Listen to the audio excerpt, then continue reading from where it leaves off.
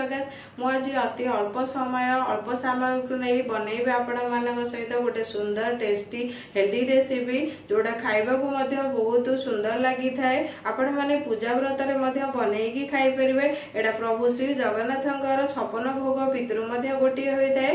चलतु देखी तार प्रिपरेशन आउे कौन कौन सामग्री दरकार। जदि आपण मानक मोर ये वीडियोटी भल लगे ताल मो चैनल को लाइक करेंगे, सांग सहित शेयर करेंगे और सब्सक्राइब करेंगे और बेल आइकन को प्रेस करने को बिल्कुल भी भूलिए जदि एमती नुआ नुआ वीडियो नोटिफिकेशन चाहते। एवं चलते देखा आज रेसिपी दही पचड़ी बनवाई मुझे सब सामग्री को नहीं दुईटी काकुड़ी नहीं ग्रेड कर आपण मैंने चाहिए छोट छोट करके काटी नेबे।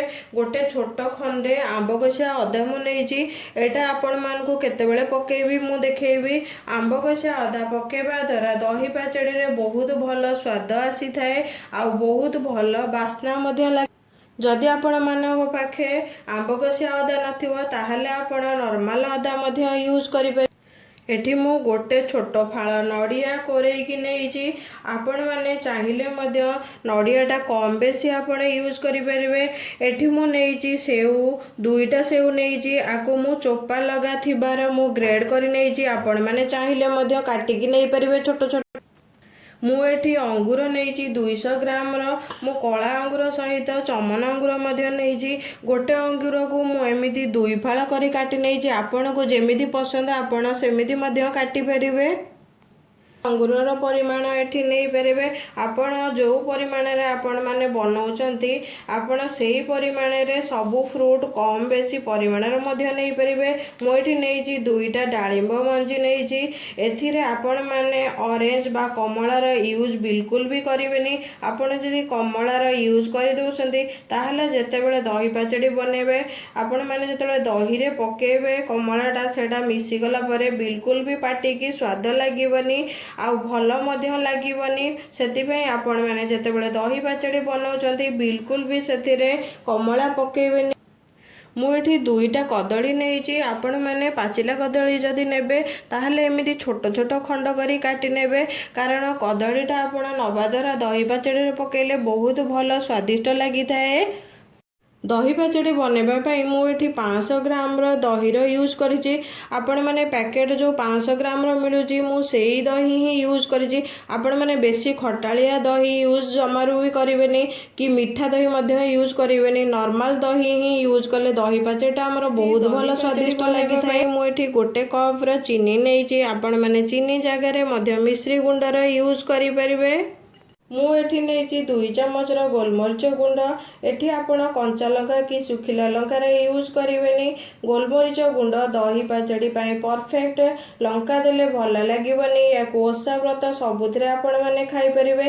ता सहित दही पाचड़ी प्रभु जगन्नाथ 56 भोग भितर गोटे होता है। से आपण माने एथिरे कंचा लंका कि सुखिला लंकार यूज बिल्कुल भी करें। एठी मु नहीं गोटे बड़ चामच कला लुण।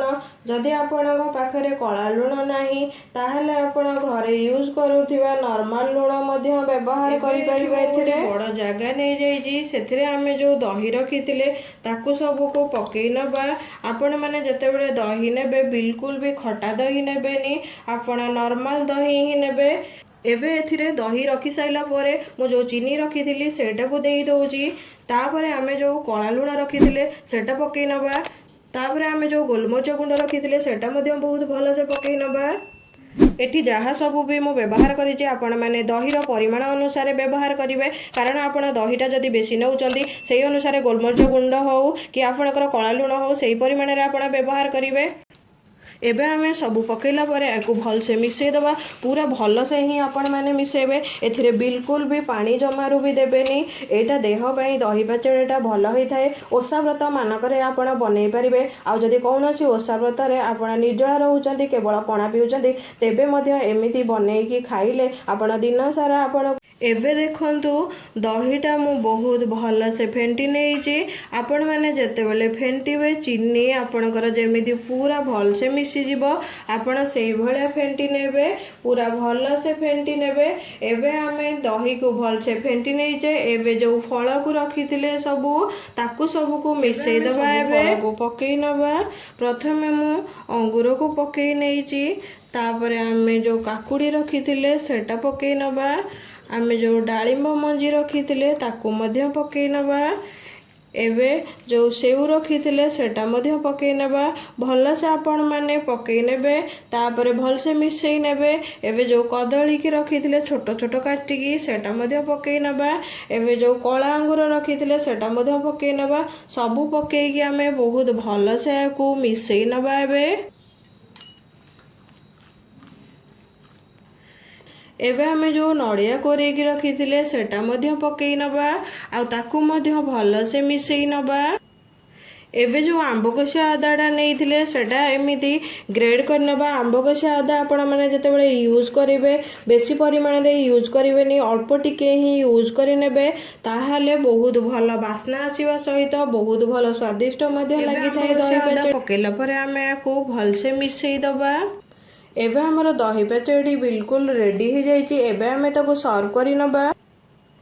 एबे मु दही पेचेडी को सर्व करि नेइची।